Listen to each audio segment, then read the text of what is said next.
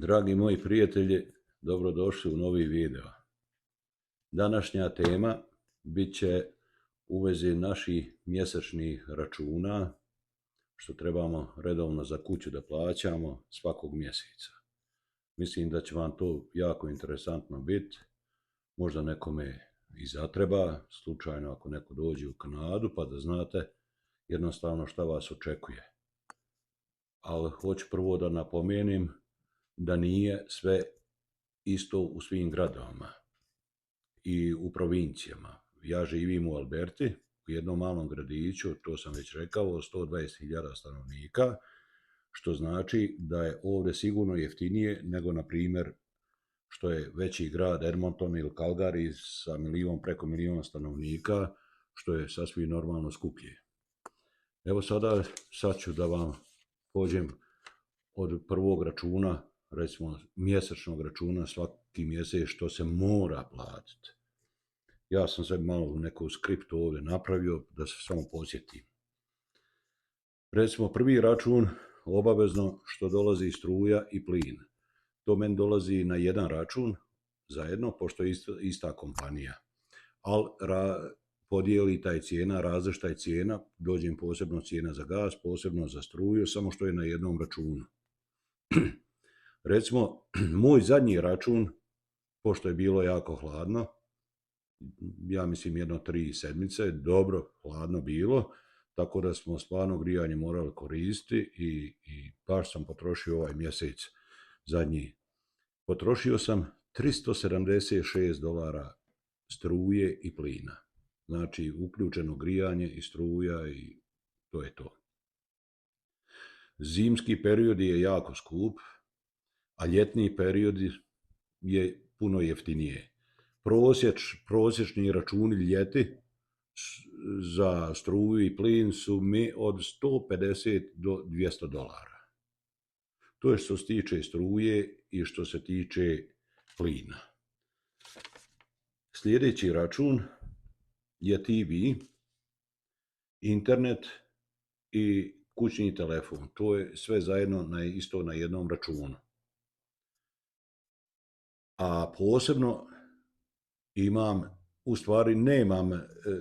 možda 30 kanala, to je neki obični kanali, strani kanali ovdje, mi to apsolutno ne pratimo, ali zato imam našu televiziju, što možemo da pratimo i Srbiju, i Bosnu, i Hrvatsku, i sve naše bivše republike, sad države, kako da ih nazovem.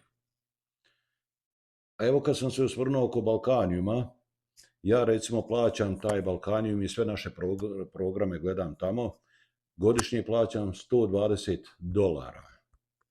Pa ne bi bilo loše, možda neko bolje zna i neki bolji prijedlog da ima više kanala ili neka druga da je ta kompanija kao što je ovaj Balkanijum, pa pišite mi u komentarima. Prihvatio bi taj vaš savjet stvarno, iako i ovo stvarno nije skupo, $120 godišnje, ali možda nešto ima bolje pa mi recite. Sljedeći račun je voda, smeće, skupljanje papira i skupljanje organskog otpada, hrane. To mjesečno mi dolazi svaki mjesec $125. Međutim, šta je ovdje problem što se tiče vode? Ovdje na računu vam dolazi koliko potrošite vode, toliko vam naplate, a koliko otekne vode isto, toliko vam naplate. Što voda ide u kanalizaciju. Znači, i dovod i odvod sve vam naplaćuju. Naravno, dali su nam te 3 plastične kante, burad velika, ima to i kod vas, vidio sam. U crnu kantu stavljamo smeće, u zelenu kantu skupljamo taj otpad hrane, u plavu kantu skupljamo papir i plastiku. Tako da oni to odvoze, kod nas je ovdje, recimo kod mene svakog petka, jedan petak odvezu smeće, drugi petak odvezu papir, treći petak odvezu organski otpad, tu hranu. I još da se nadovežem za vodu, vode se najviše potroši ovdje, mi ljeti zalivamo travu. Zalijevanje cvijeća, pranje auta, tako da se jako puno vode potroši. I nekada bude i više od $125, ali ovo je moj zadnji račun bio $125 za prošli mjesec. Sad ću da vam kažem šta još plaćamo. Plaćamo još porez na zemlju i na kuću. Porez na zemlju i kuću plaća se na veličinu dvorišta, koliki je prostor i sve što stavite u svoje dvorište, ako nešto napravite, neku kućicu ili stavite garažu i sve, odmah vam se povećava porez na zemlju.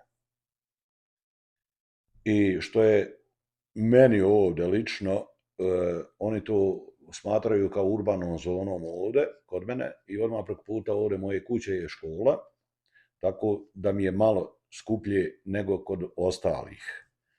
Tu mjesečno plaćam $241 svaki mjesec.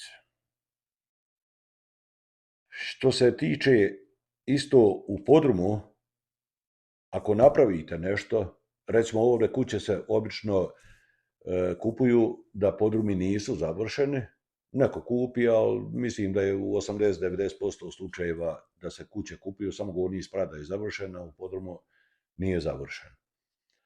I sad recimo, ako oni su vam odredili taj porez na kuću isto, i ako nešto završavate u podrumu, stavljate laminat, parket, tepihe, bilo šta, odmah vam porez još ide i na to. Tako da znaju šta rade. Treće, osiguranje na kuću i imamo osiguranje na autoračune svaki mjesec. Recimo, ja plaćam osiguranje na kuću $110 svaki mjesec. I recimo, bez toga osiguranja ne možete ovdje kupiti kuću, morate prvo da imate to osiguranje da bi mogli kupiti kuću, jer vam niko neće kuću prodati ako nemate osiguranje za kuću. A to je osiguranje za kuću u slučaju da vam kuća izgori, da se kuća ošteti od nevremena, krov sa strane fasade. Kod nas nemaju fasade, to ću vam objasniti. Kod nas je neke plastične, one to zovu siding, ali to je plastika, ali to je jako mekano. Ja sam imao recimo prije par godina jednu veliku štetu na kući, ovdje padao je led, strašan je bio, tako da mi je izrazbijalo i krov i izrazbijalo mi taj siding, tu plastiku sa strane na kući i imao sam jako velike troškove. Recimo, ali imao sam insurance, ali šta je problem ovdje? Problem je sa insuranceom je što vi morate, takav je ugovor, što vi morate da platite prvi $2.500 za štetu, a oni ostalo, sve koliko bude, oni namire. I to je stvarno tako bilo. Recimo, meni je šteta bila na kući oko $10-11.000, ja sam morao da platim 2.500, oni su ostalo sve platili, tako da sam ja sve završio. Stavio sam nov krov, stavio sam tu novu plastiku na dvije strane, zato što mi je samo na dvije strane izrazbijalo plastiku i oluke mi je izrazbijalo i to su mi platili. Uglavnom sve su stvarno platili, ali kažem, ugovor je $2.500, vi morate prvo to da platite, a oni će vam to ostalo resto da plati i to je sigurno. Plaćamo račun isto za auto, na suprugino auto i na moje naravno, ali više ona ga vozi nego ja imam svoj taksi. Na auto plaćamo njeno svaki mjesec $125. Znači to je insurance za auto, posebno se plaća registracija, ovo je samo insurance. Posebno se plaća registracija godišnje košta $100, samo saobraćajnu dozvolu da dobijete, a ovo je insurance. Znači, moj insurance negdje nije negdje već $1.500 godišnje. Kad podijelite na 12 mjeseci, to je $125, to je svaki mjesec. Ali tu mi je uključeno u tome insuransu u slučaju nekog vandalizma, da mi neko udari auto, pobjegne, ja nemam ništa s tim, sve mi insurans plaća. A to je razlika između toga insuransa i ovoga običnog insuransa, neki do $250-300, samo je razlika, tako da nisam htio da rizikujem za neki $200-300 u slučaju nečega, onda bi ja morao sam auto svoje popravljati, a ovako insurans mi popravi sve, što je se i to jednom desilo. Moj sljedeći račun i suprugin račun su mobilni telefoni, imamo 2 normalna mobilna telefona. Pretplatu smo plaćali za oba 2 telefona $150 mjesečno. To je što se tiče telefona. Da vidimo šta sam ovdje još stavio. Da, to je u stvari što se tiče tih računa, mislim da nemamo više računa, tih troškova. Otprilike, ja kad sam sabirao, otprilike mislim da je oko $1.100-1.200 mjesečno što morate da platite. Ovdje sam nešto malo zapisao u slučaju ako nemate svoju kuću i ako hoćete da iznajmite negdje stan. Cijene iznajmljivanja stana su ovdje jako skupe. Mjesečna cijena je, ja mislim, otprilike za dvosoban stan od 1.300 pa nadalje. Tako da je jako skupo. Ali što se tiče tih računa, ovdje plaća se samo struja, a gaz, plin i voda je uključeno u, kako mi zovemo, u kiriju. Tako da nekome se isplati i to, ali ne znam, mislim da je to ipak za mene bacanje para svaki mjesec. Mislim da je bolja ušteda na kući. Evo, kao što smo ja i moja supruga uradili, mi smo kuću prije par godina otplatili, tako danas sutra da je prodajem, mi imamo keš u džepu. Sad, ako hoćete da rentate, da iznajmljivate taj stan, prvo što morate uraditi i pitanje da li ćete dobiti taj stan, morate napraviti sastanak sa tim vlasnikom kuće koji izdaje kuću ili stan, i ako mu se svidite i ako vam odobri, onda možete tek da uselite. Ali s time da date prvo depozit, to je u slučaju da nešto polupate, da mislim da je oko $800.000 morate dati depozita, tako danas sutra ako budete iseljavali odatle, on vam neće vratiti taj depozit. Ako ste nešto razbili, ako ste isprljali tepih, razbili parket ili nešto, taj depozit se ne vraća. I na kraju, naravno, kad selite, morate očistiti stan. Možete vi da očistite stan ovako, a recimo što se tiče tepiha, obično u stanovima su tepsi debeli, coni, znači morate nekoga zovniti profesionalno ko to radi i morate imati račun. Ne priznaju ako vi čistite, iako imate recimo svoju mašinu za čišćenje ili nešto, on vam to neće priznat, odmah će vam uzeti ove pare što ste dali prije toga. Evo sada imamo ovdje mjesečno za hranu i ostale potrebštine. Da vam iskren budem, nismo računali tačno koliko trošimo sedmično ili mjesečno za hranu. Ali mogu vam otprilike reći, pošto znam moja supruga koliko ona ti parica potroši, ponese, i otprilike, ne mjesečno, izvinjavam se, sedmično, otprilike potroši od $300 do $500. Tu je uključena hrana, recimo meso, salame, sirevi, toalet papiri, ove šta još da kaj, deterđenti za suđe, uglavnom znate sve šta treba za u kuću. Znači od $300 do $500 sedmično. najvjerovatnije i mislim da to može biti. Sad bi se osvrnuo malo da vam kažem, ko puši i ko pije, ovdje je jako skupo. Evo sad ću vam reći, recimo cigare, preskupe su.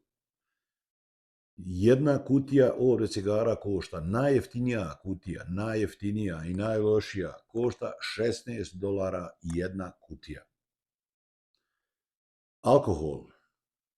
Alkohol, evo počnemo od pive, pošto ja pivu volim, rakiju ne volim, ponekad popijem, ali dobro, kad nema pive onda ima i rakije. Recimo, ovdje imate različitih pakovanja piva, ima 8 pakovanje, 12, 15, 24, 36 i 48. Sve su to ovdje pive u limenkama, u konzervama, ima i u bocama, ali nema kao kod nas, što su 20 komada gajbu, poneseš, kupiš, to nema ovdje.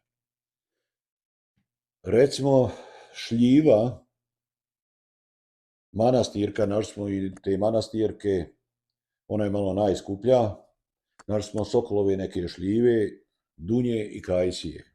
Evo sad ću vam reći cijene, pošto je, recimo, šljiva obična je $33 i to nije ni litar, ona je 750 ml. Manastirka je $42, tu je negdje. Sokolova šljiva je $33, a dunja i kajsija je po $35. I mogu vam reći da su dobre. I još šta hoću da se, zaboravio sam da vam kažem, u vezi osiguranja za auta, pošto ja sam razdvojio insurance, u stvari morao sam da razdvojim, jer ne mogu ja uzeti samo insurance na svoje ime i sad ja se izvinjavam, insurance govorim, u stvari to je osiguranje. Supruga me upominje, dobaciva mi i upravuje, ali uglavnom vi ćete skontat insurance i osiguranje to isto. Znači, ja ne mogu to svoje osiguranje da uzmem, morao sam uzeti preko svoje firme u mojoj kompaniji, tako da ja to osiguranje plaćam, ne samo ja, već svi taksisti, a moj godišnje osiguranje košta me $4200, samo za osiguranje. Znači, svaki 7 dana plaćam $86 to osiguranje. A to je jako skupo, zato što to je za prevoz putnika, oni su 100% obezbijeđeni u slučaju udesa, povrede neke, osiguranje im sve to isplati. Tako, to bi to otprilike bilo, dragi moji, pa ako vas nešto interesuje, neke druge cijene ili nešto drugo, recite mi, komentarišite mi i ja vas puno pozdravljam i moja supruga isto, Vesna, pozdravljamo vas, hvala vam što pratite naš kanal, pa čujemo se drugi put. Prijatno.